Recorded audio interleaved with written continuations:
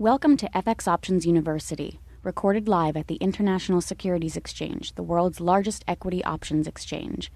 Join the industry's top trading professionals as they provide insight and strategies for trading in the currency markets using FX options. FX options are a low-risk alternative to hedging currency moves in any market condition. So China sees that parallel, and that's one of the other reasons they're digging their heels on the currency front. Obviously, they've been subsidizing their exporters in a very, very big way to keep this game going. China has put, I think last year, about half the amount of their total GDP has been thrown into the market to keep this demand game alive, all types of export subsidies. But it's also led to a massive amount of oversupply in China, so a lot of their companies are running on wafer-thin profit margins and too much global capacity, and that's part of the deflationary pressure we're seeing. Although we're in a world of very scant demand, the final goods capacity is soaring because of the money flowing to China, not only from the West, but also from Chinese government directly subsidizing their exporters and their major infrastructure companies, which are the home to most of the jobs, state-owned industries and jobs in China. So it's leading to, as I said, final goods prices being pushed down. Besides the other financial effect of deflation pressuring down, we'll get to that in a second. Foreign companies being beaten up a bit in China. China is protecting their own. The natural resource problem, we're seeing China, crack down on those rare earth minerals over on the export side, and they're getting more belligerent militarily, as we've seen their spats with Japan and others in the southern China Sea, and their edicts that they claim various islands and that are in major dispute. So a lot of things going on.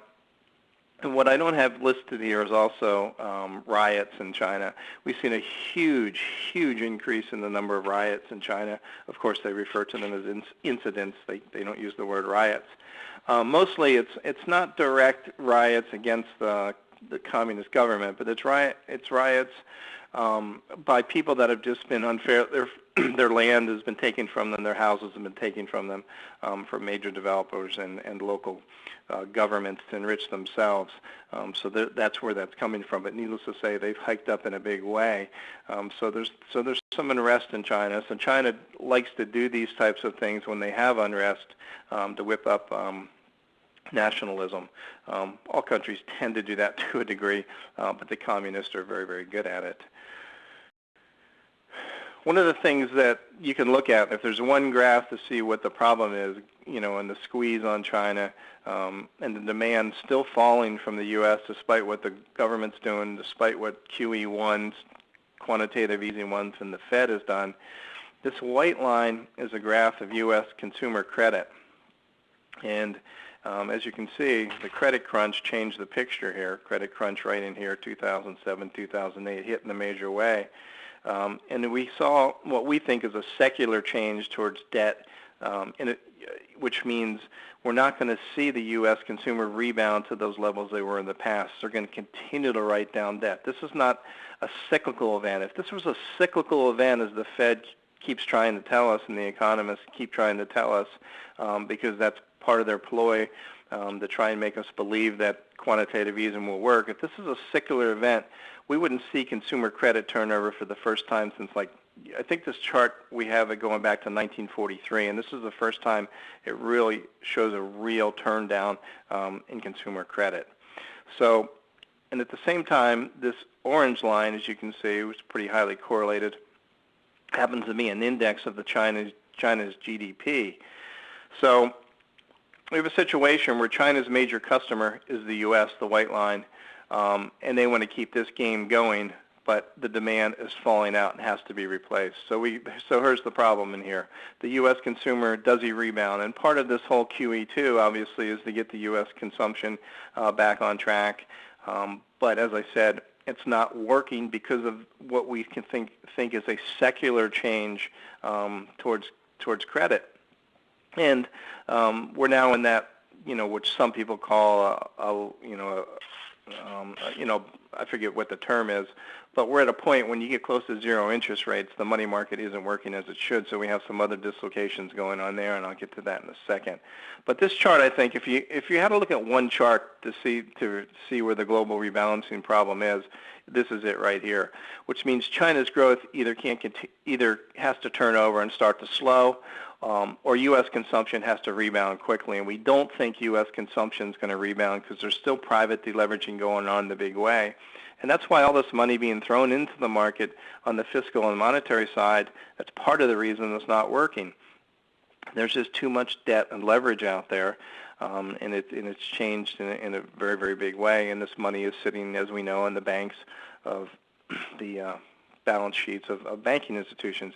If you look at the monetary base, it goes something like this, and then the credit crunch, and it goes like this, and it's turned over a little bit.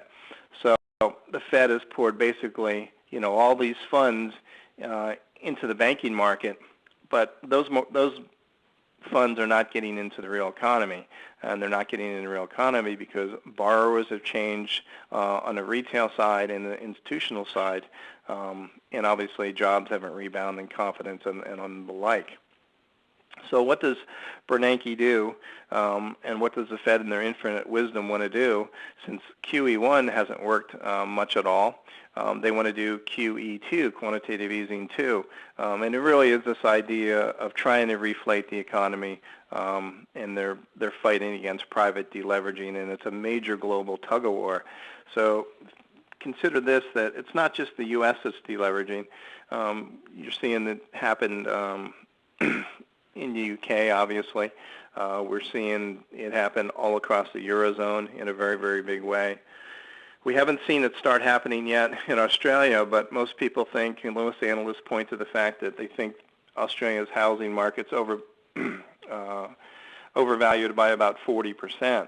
So if we see a break, some type of break in the demand for Australian commodities and that economy were to start down, we could see the demand drop out of there very, very quickly as their housing prices start to move down. The housing prices, as we know, is a major wealth driver, and the wealth driver and your feeling of wealth changes your patterns of consumption. So, again, Australia looks like it's a wonderful place to be, and it is. They are in the sweet spot still because of the demand from China. But if China's GDP turns over, we could see some warts show up in that area too. And if that were the case, it would be bad news again for the global economy because we'd have to put Australia, Eurozone, and the U.S. in the same, kind of in the same boat. This is the quote from Bernanke from 2001 that gave him the name Helicopter Ben. And basically, he just says, the Fed can use the printing press to produce all the dollars they want and try and get some inflation into the system. Inflation, defined specifically from an economic standpoint, is a decline in the purchasing power of your currency. That is inflation. Your currency buys less. And this is part of this process that Bernanke has been trying to do with QE1, and these what they've been floating in QE2 just adds to this pressure, and obviously it's hurting the dollar. This is an implicit that's become basically explicit policy of using the U.S. dollar to weaken the U.S. dollar to try and pump up global asset prices, to try and it's working, as we know, all that money, dollar money being created. It's from a standpoint of a consumer wealth effect, our portfolios are those that, and well, not mine because I'm not much of a stock investor, but for those that are invested in stocks, the increase in the value of the 401k hopefully creates a little more wealth effect, but that's a very temporary and kind of a soft factor, but that's part of this process of trying to pump up asset prices. Thank you for participating in this week's session. Please join us again next week. Get trading ideas, exchange rates, webinars, news, and commentary. Visit www.fxoptions.com. ISE FX options can be easily traded through all options-enabled brokerage accounts. These exchange-listed securities are cash-settled in U.S. dollars and have a European-style exercise.